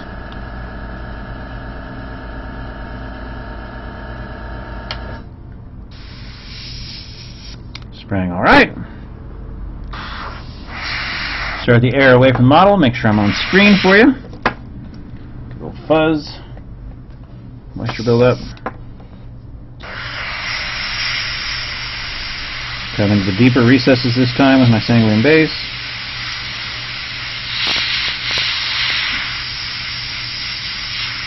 Part of the reason for glazing with this, of course, is just color matching to the rest of the shadows on the model. See, I'm using very little paint out of the brush at this point.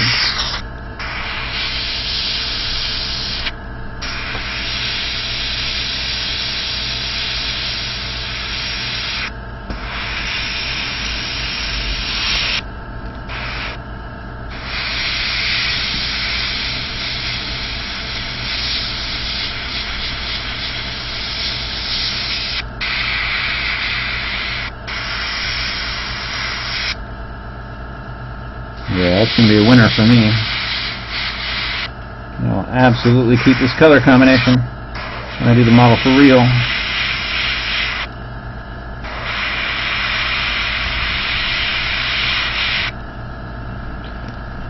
And of course, since I'm trying to match shadows here, keep my palette limited. Add a tiny drop of Exile Blue, just like I did on the skin.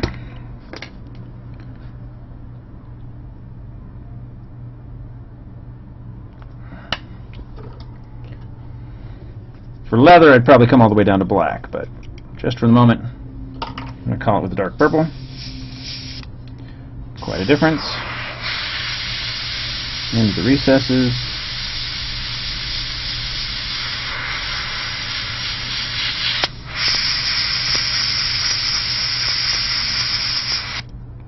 Into the recesses. Check the time. Yeah, we got plenty of time. Still get to show you guys how to do the sword in metallics.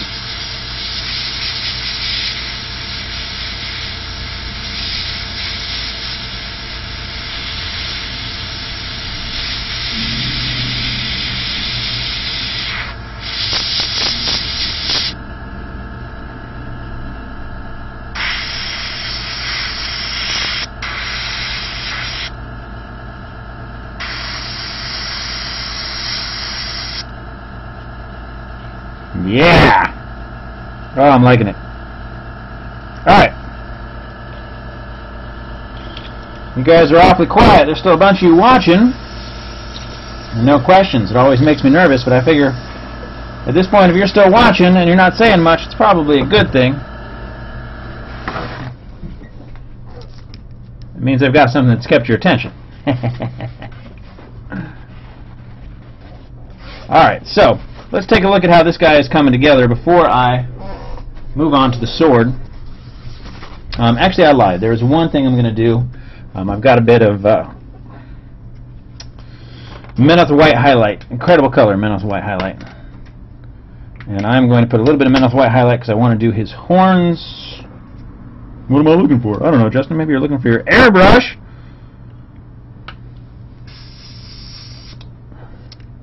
I'm going to do a little bit on his horns.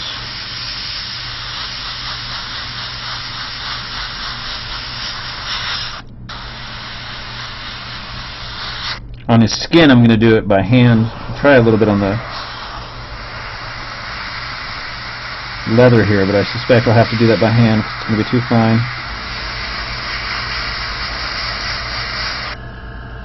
Yeah, I will.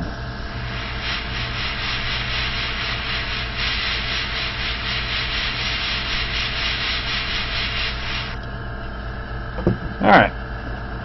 Pop off the protective layer around his skin. I am going to come in over some of that flesh earlier, just to see how I feel about a nice white highlight there. Make sure you can see.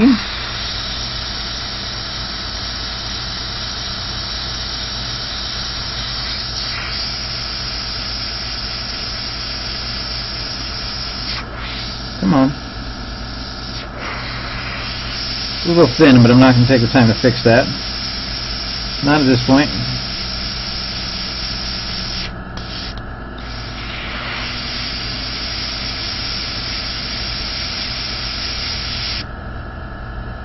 Just some spots. So there's our bad boy.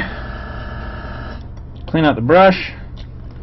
One of the things, before I forget to mention it, if you are using metallic paints, after you use metallic paints, clean your brush completely. The mica will sit in the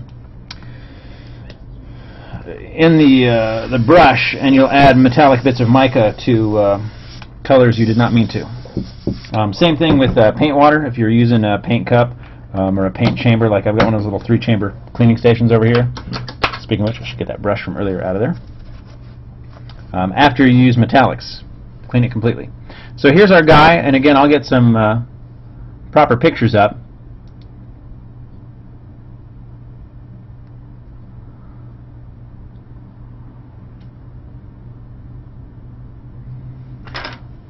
Let's make it all about him.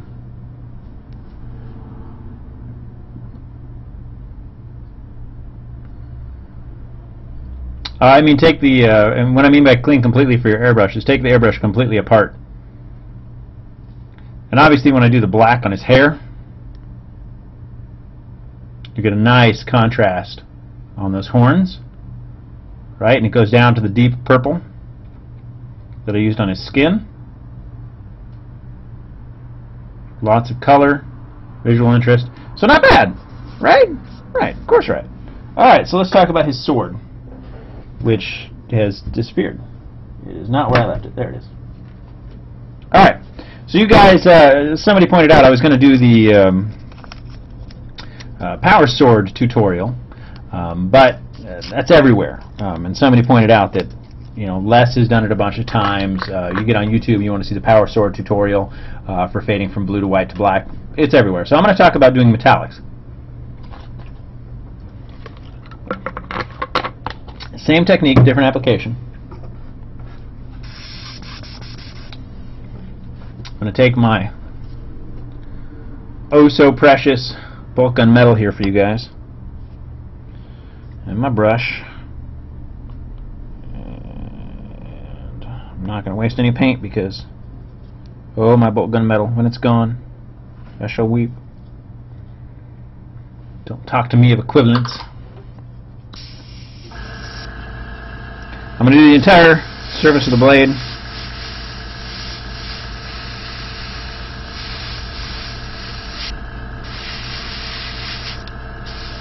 Doing it lengthwise, always moving. Let one side dry, come back to the other side.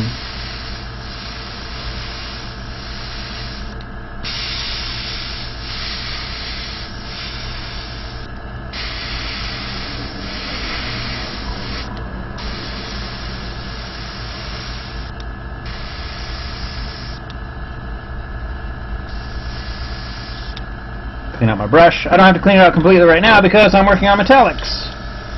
I just have to rinse it, just like I would a color rinse, right? Of course, right. Well, you stick around for the end here. I'm going to do a complete and thorough cleaning of the airbrush, so you get to see me take it apart completely and talk about the whole bit. I'm also going to wonder why I continue to throw this stupid blow dryer all the way into the table.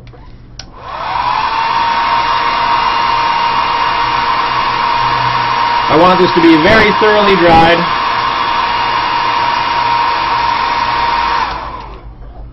Before I start trying to tape it, because what I'm going to do is tape it, and model, I need to pay attention to which section is going to be closest to his face, because it will affect the focus of the model and thus where I want to highlight. Alright, so the focus is here.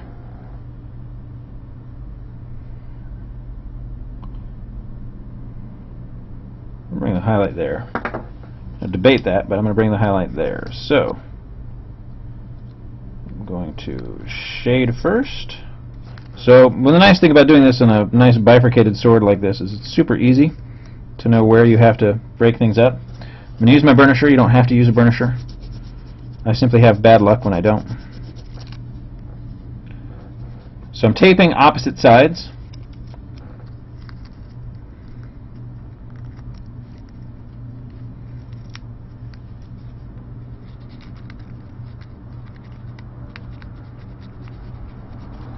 And I need the Mar Black, which I didn't get. Hey, look at that. Fortunately, I know where my paints are, and I always know where the Mar Black is. Boom. I'm going to thin this in the chamber. I don't recommend doing that, but I don't want to take any more time.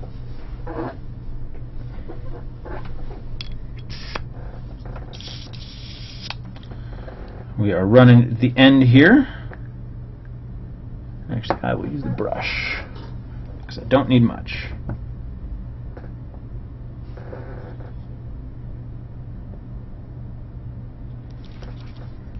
Mixing right in the chamber, the cleaning fluid that's already in there. Alright, so in this case I'm shading the bottom right now. So I'm doing this on both sides. That's why it's opposite. So I'm going to do a little bit of paint, fade that up the blade. Heavier at the bottom, only about halfway up. Heavy at the bottom, and about halfway up.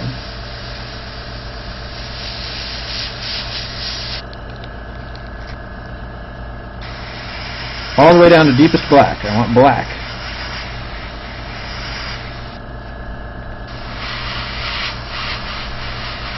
Alright.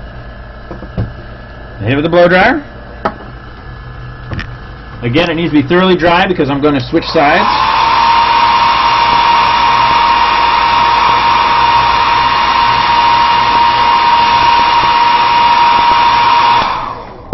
Normally I'd run this all the way through the colors, but again I don't want to take the time. But you can see I've got a nice transition down to black on one side, a nice transition down to black on the opposite side. So now I'm going to switch these around very lightly with the burnisher because I don't want to take time.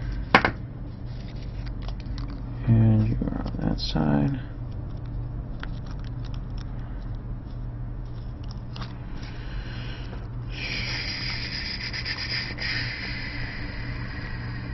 Burnisher, same thing. This time I'm going to darken the tip. Opposite. About halfway down, black at the tip. Halfway down, black at the tip. Put a blow dryer. Hey, I didn't put it away.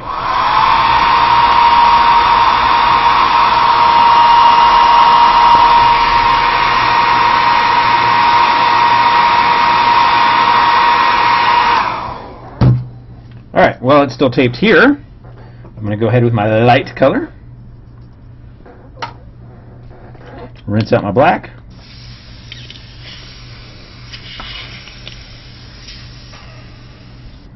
In this case I've got silver from Vallejo Air. No problem.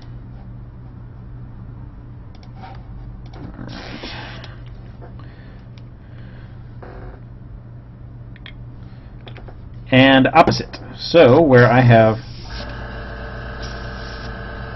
dark at the tip, I'm going to go light at the bottom. So highlighting.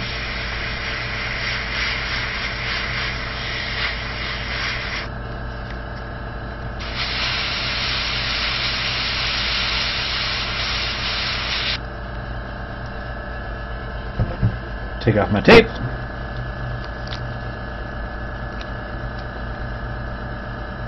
Opposite things up here. Obviously I'm not drying it again. Taking some shortcuts because I don't want to run out of time. Might peel off some of that paint, but we'll see what happens. Very lightly. This time on the tip. This time on the tip.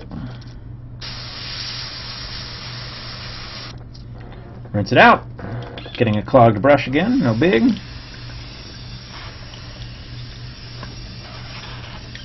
Happens a lot more often when you're working with metallics because you've got the mica flakes in there.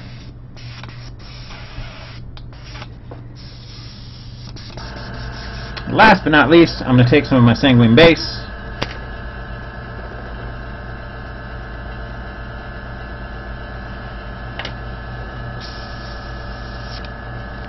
Come right down the middle, very lightly, towards the shade. Right, lightly towards the shade.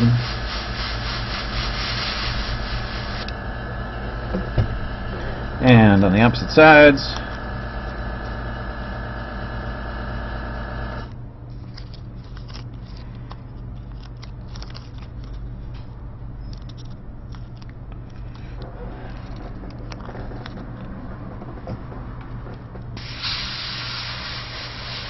Towards the shade.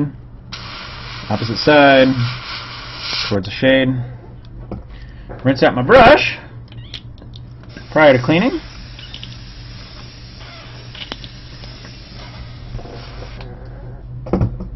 Take off my tape. And kazam! You get that alternated look that you get from the power sword effect. Somebody asked a question, A.M. Rogers wants to know what I'm spraying the brush onto when I change colors. Normally my cleaning station, but because it's inconvenient at the moment, I'm spraying it into paper towels. I don't recommend it. Do as I say, not as I do. So, here we are. Again, I've got that alternating bifurcated color look that you get from the power sword effect, but with metallics. No reason not to, right? In terms of visual interest on my model, boom. Highlight draws attention to his face. Yeah, look at that.